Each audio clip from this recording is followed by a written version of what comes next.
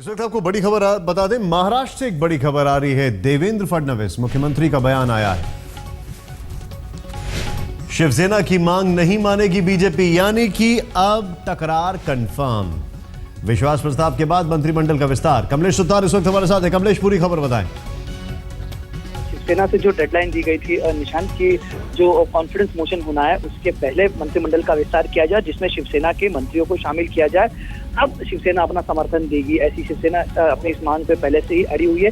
उप मुख्यमंत्री पद के साथ ही 1/3 मंत्री पद शिवसेना चाहती है और कम से कम 2 मंत्रियों को कॉन्फिडेंस मोशन के पहले मंत्रिमंडल में शामिल किया जाए, शिवसेना की डिमांड थी। लेकिन अभी कैबिनेट मीटिंग के बाद ऑफ कैमरा बात करते हुए देवेंद्र फडणवीस ने ये बात कही है कि मंत्रिमंडल का विस्तार सिर्फ कॉन्फिडेंस मोशन के बाद ही होगा, उसके पहले कोई भी विस्तार नहीं होगा।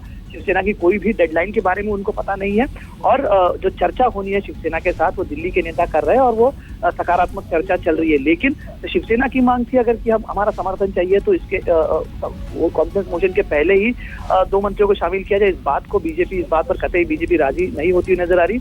अब निगाह गड़ी है शिवसेना पर, शिवसेना क्या भूमिका लेती है। यानी कि शिवसेना की जो ब्लैकमेलिंग की ट्रिक थी वो यहां पे भी fail, pre election post election दोनों में फेल। शिवसेना दबाव बनाना चाहती थी निशांत इस जरिए की कॉन्फिडेंस मोशन के पहले। अगर भाजपा 2 मंत्रियों को शिवसेना को मंत्रिमंडल में जगह देती है तो यही टाइम है, यही वक्त है जिस पर शिवसेना बार्गेन कर सकती है। लेकिन इस बार्गेनिंग में कहीं ना कहीं शिवसेना सफल होती हुई नजर नहीं आ रही। अब बीजेपी ने अपना रुख साफ कर दिया है कि अगर विस्तार होना है तो बाद में ही होगा। शिवसेना का एक गुट ये भी कहता है कि अगर 11 तारीख तक नहीं होता है तो शिवसेना विरोध में भी बैठने को तैयार है। अब देखना ही होगा कि शिवसेना वाकई में विरोध में बैठती है या फिर और कोई कॉम्प्रोमाइज फॉर्मूला वर्कआउट किया जाता है। ये जो आप बता रहे हैं इसका मतलब ये सीधे तौर पर यह है कि अब एनसीपी का जो सपोर्ट है वो इनके जहन में चल रहा है। अपने सीधे दर्शक को दिखाते हैं शिवसेना की क्या मांग थी। शिवसेना की क्या मांग थी हम आपको दिखाते हैं। शिवसेना ने क्या क्या मांगे रखी थी। शिवसेना की मांग थी 2:1 का रेशो, यानी शिवसेना जो पहले बीजेपी और शिवसेना के बीच में डील हुई थी बहुत पहले, इन चुनावों से भी पहले वाले चुनावों में जो आती थी उसी की तर्ज पर मांग करती आ रही थी। 2:1 का रेशो मांग कर रही थी। बोल रहे थे अगर आपके 2 मंत्री हो तो हमारा 1 होगा।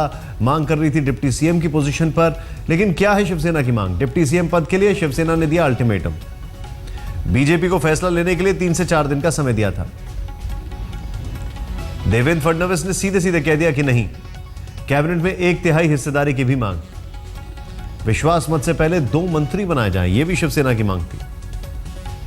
मांग पूरी नहीं होने पर विश्वास में विपक्ष में बैठने का फैसले का विचार।